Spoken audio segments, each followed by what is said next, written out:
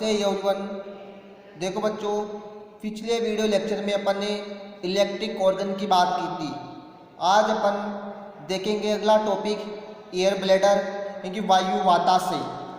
तो वायु वाताशय मुख्यतः मछलियों में पाए जाते हैं जो इनको तैरने में सहायता प्रदान करते हैं। यह अस्थिर मछली या बोनीफिश में अधिकता से पाए जाते हैं, परंतु कुछ उपास्थि मछलियों में भी पाए जाते हैं जैसे काइमेरा। तो इनके अंदर भी एयर ब्लैडर देखने को मिलेंगे, अधिकतर बोनीफिश में देखने को मिलते हैं। काइमेरा एयर ब्लैडर विकसित प्रकार के होते हैं। जिन मछलियों में यह वायु वाताशय पाए जाते हैं उन्हें पुपुष्मीन यानी कि लंग्स फिश कहते हैं। और वायु वाताशयों का निर्माण ग्रशिका के बाह्य बल्लों से होता है। मछली में इनकी संख्या एक जोड़ी होती है। इनकी बाहरी सतह आहार नाल के समान पाई जाती है, जबकि इनकी भीतरी सतह पतली होती है और एपिथेलियम से बनी होगी। इसकी संरचना को निम्न प्रकार प्रदर्शित किया जा सकता है। तो ये संरचना देखिए, अपन ने एयर ब्लैडर होंगे और फेरिंक्स होगा। तो ये फेरिंक्स से ही उत्पन्न होते हैं वायु वाताशयों का निर्माण, यानी कि ग्रशिका से ही उत्पन्न होंगे एयर ब्लैडर्स जो मछलियों में पाए जाते हैं। यानी कि ये उपास्थि मछलियों में तो कुछ ही मछलियों में देखने को मिलेंगे, जबकि बोनीफिश में अधिकता से पाए जाएंगे।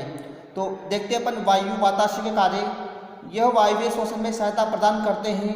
इनकी सहायता से उत्प्लावकता बनी रहती है। कुछ मछलियों में वायु वाताशय सहायक शोषण अंग होते हैं। नियोसेरेटोडस में एयर ब्लैडर ध्वनि उत्पादक अंग के रूप में कार्य करते हैं। कुछ मछलियों में यह श्रवण अंग के समान कार्य करेंगे, यानी कि सुनने में भी सहायता प्रदान करते हैं। लेकिन जो नियोसेरेटोडस होती है उसमें एयर ब्लैडर ध्वनि उत्पादक अंग के रूप में कार्य करते हैं, यानी कि जो इनके कार्य होते हैं वो मल्टीपल कार्य देखने को मिलेंगे। एक से अधिक प्रकार के कार्य देखे जाते हैं। इसके बाद अपन नेक्स्ट टॉपिक की बात करेंगे, सल्क यानी कि स्कल। मछलियों में बाह्य कंकाल के रूप में सल्क या स्कल पाए जाते हैं जो त्वचा के रूपांतरण से बने होते हैं। तो जो सल्क का निर्माण होगा वो त्वचा के रूपांतरण से होता है। मछलियों के अलावा सल्क रेप्टाइल्स यानी कि सरीसृप, एविज, मैमल्स में देखने को मिलते हैं। तो इन सभी में सल्क देखने को मिलेंगे। जैसे कि अपन में देखते हैं बाहर पक्षियों में, तो वो सल्क दिखाई देते हैं बाहर की ओर जो चमकीले होंगे। निर्माण के आधार पर सल्क मुख्यतया दो प्रकार के होते हैं। एपिडर्मल सल्क यानी कि ऐसे सल्क जिनका निर्माण एपिडर्मिस से होता हो। डर्मल सल्क यानी कि ऐसे सल्क जिनका निर्माण डर्मिस से होता हो। तो बात करें अपन फर्स्ट एपिडर्मल स्कल। ऐसे सल्क जिनका निर्माण एपिडर्मिस यानी कि अधिचर्म से होता है उन्हें एपिडर्मल स्कल कहा जाता है, जैसे कि रेप्टाइल्स, एविज, मैमल्स। इसके बाद बात करेंगे अपन डर्मल सल्क की। ऐसे सल्क जिनका निर्माण डर्मिस यानी कि चर्म से होता है उन्हें डर्मल स्कल कहा जाता है, जैसे कि फिशीज। तो बात करेंगे अपन सल्कों के प्रकार। तो टाइप्स ऑफ स्कल, मुख्यतया 4 प्रकार के सल्क देखने को मिलते हैं। तो बात करें अपन साइक्लोइड सल्क, टीनोइड सल्क और गैनोइड सल्क और प्लेकोइड सल्क, यानी कि हिंदी में इसे सल्क बोलते हैं, इंग्लिश में इसको स्कल बोलते हैं। तो बात करेंगे फर्स्ट साइक्लोइड स्कल। तो इस प्रकार के स्कल या सल्क की उत्पत्ति डर्मिस से होती है। अभी देखा अपन ने कि मछलियों में जो सल्क पाए जाते हैं उनका निर्माण डर्मिस से होगा। तो मछलियों के सल्क देख रहे हैं अपन, तो साइक्लोइड सल्क जो मछलियों में पाए जाते हैं तो इनकी उत्पत्ति डर्मिस से होती है। इन सल्कों का बीच वाला भाग मोटा होता है जिसे फोकस कहा जाता है। फोकस के चारों ओर वर्ताकार रेखाएं पाई जाएगी, चारों ओर सर्कुलर लाइंस प्रेजेंट होती हैं। तो इन वर्ताकार रेखाओं की संख्या से मछली की आयु का पता चलता है, यानी कि मछली कितने वर्षों की है या कितने ईयर्स पुरानी है। इस प्रकार के सल्क एक्टिनोपटेरिगाई के सदस्यों में पाए जाते हैं।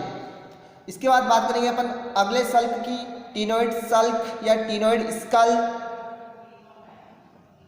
यह भी लगभग साइक्लोइड स्कल के समान पाए जाते हैं। इनमें अर्धवर्ताकार रेखाएं पाई जाती हैं। साइक्लोइड में वर्ताकार, टिनोइड में अर्धवर्ताकार। इन रेखाओं को ग्रोथ लाइन या वृद्धि रेखाएं कहा जाता है। इन्हीं वृद्धि रेखाओं की सहायता से मछली की आयु का पता लगाया जाता है।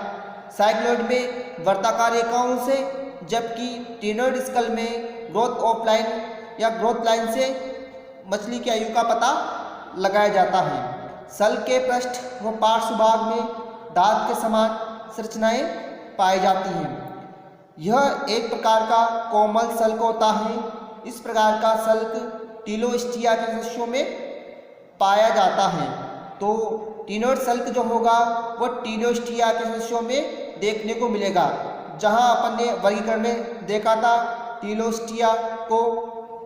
तो इस प्रकार से टिनोइड स्कल देखने को मिलेंगे। इसमें ग्रोथ लाइंस प्रेजेंट होगी, जिसके द्वारा आयु का पता लगाया जाएगा, और इसमें दांत समान संरचनाएं प्रेजेंट होती हैं। तो इस प्रकार से टिनोइड स्कल देखने को मिलेंगे। इसके बाद बात करेंगे अपन गैनोइड स्कल या रोम्बोइड स्कल। इस प्रकार के स्कल का आकार चतुर्भुजीय होता है। इनकी एक भुजा पर अनेक स्पाइन पाए जाते हैं। प्रत्येक सल्क में 3 स्तर होते हैं: गैनोइन, कोस्माइन, आइसोपेडाइन। तो बात करें अपन फर्स्ट गैनोइन। यह सबसे बाहरी स्तर होता है, जो कि इनेमल के समान पदार्थ से मिलकर बना होता है। इनेमल जंतु जगत में पाए जाने वाला सबसे कठोरतम पदार्थ होता है, और इसी से एनिमल से गैनोइन स्तर का निर्माण होता है। कोस्माइन यह मध्य स्तर होता है, जो डेंटिन के समान पदार्थों से मिलकर बना होता है। आइसोपेडाइन ये सबसे निचला स्तर होता है, जो कि पतला होता है। इसके बाद बात करें अपन प्लेकोइड स्कल। ये इस प्रकार के सल्क उपास्थल मछलियों में पाए जाते हैं।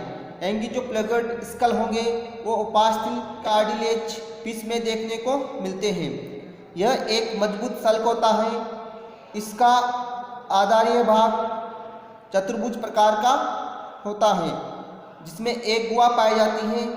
इस गुहा में मज्जा भरी रहती है। सल्क के चारों ओर विशेष प्रकार का आवरण पाया जाता है, जिसे विट्रोडेंटाइन कहते हैं। तो इस सल्क चारों ओर होगा, यानी बाहर की ओर आवरण मिलेगा, जिसे विट्रोडेंटाइन कहा जाएगा। यह आवरण इनेमल के समान पाया जाता है। इस आवरण के नीचे डेंटाइन का आवरण पाया जाता है। यानी बाहर की ओर विट्रोडेंटाइन और विट्रोडेंटाइन के अंदर की ओर, यानी उसके नीचे की ओर डेंटाइन आवरण प्रेजेंट होगा। तो विट्रोडेंटाइन सबसे बाहर की ओर और अंदर की ओर डेंटाइन स्तर मिलेगा। इस आवरण में कई नलियां उपस्थित होती हैं, जो इसे मजबूती प्रदान करने का काम करती हैं, यानी इसके एक तरह से इसके कंकाल का निर्माण करती हैं। इस डेंटिन के नीचे विशेष प्रकार की कोशिकाएं पाई जाती हैं, जिन्हें ओडोंटोब्लास्ट सेल्स कहा जाता है। इन्हीं ओडोंटोब्लास्ट सेल्स द्वारा डेंटिन का स्त्रवण होता है। इस प्रकार प्लेकोइड स्कल एक दांत के समान संरचना होती है। इसे पार्श्व कंटक दिखाई देते हैं, सिद्ध किया जाता है। तो देखो इस संरचना सबसे बाहर की ओर वही विट्रोडेंटाइन, अंदर की ओर डेंटाइन। आधार भाग हुआ बेस, और इसमें स्पाइन यानी कि मिडल स्पाइन निकला हुआ होगा, उभरा हुआ होगा अधिक, और इसमें लेटरल स्पाइन भी प्रेजेंट होते हैं। तो ये संरचना हुई प्लेकोइड स्कल की।